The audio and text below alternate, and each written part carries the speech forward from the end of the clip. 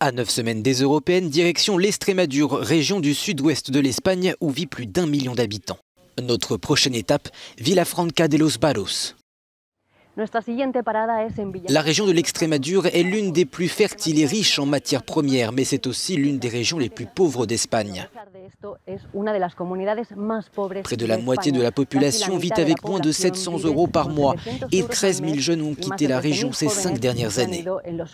En train, il faut 6 heures pour parcourir 300 km. Les habitants se plaignent du manque d'infrastructures et c'est l'un des freins au développement industriel et commercial de cette région.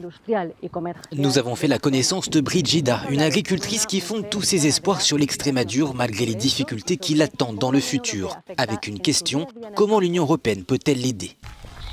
Ces terres, Brigida en a hérité de son père il y a 20 ans.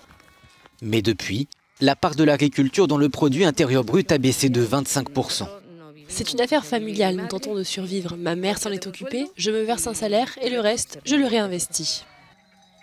C'est dans la périphérie de Vilafranca que Brigida cultive le grain pour nourrir ses bêtes. Une carte postale qui n'attire quasiment personne. À la campagne, nous avons de nombreux défis. Nous avons besoin de trains, de routes, d'infrastructures, sans quoi nous ne pouvons pas faire commerce de nos produits. Et puis derrière tout cela, il faut intégrer les jeunes. À la campagne, la population vieillit. Et si les jeunes ne viennent pas, notre activité mourra.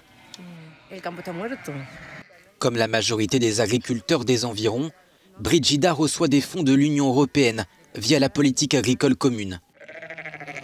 Un système de subvention à 50 milliards d'euros par an, sur lequel Brigida est partagée.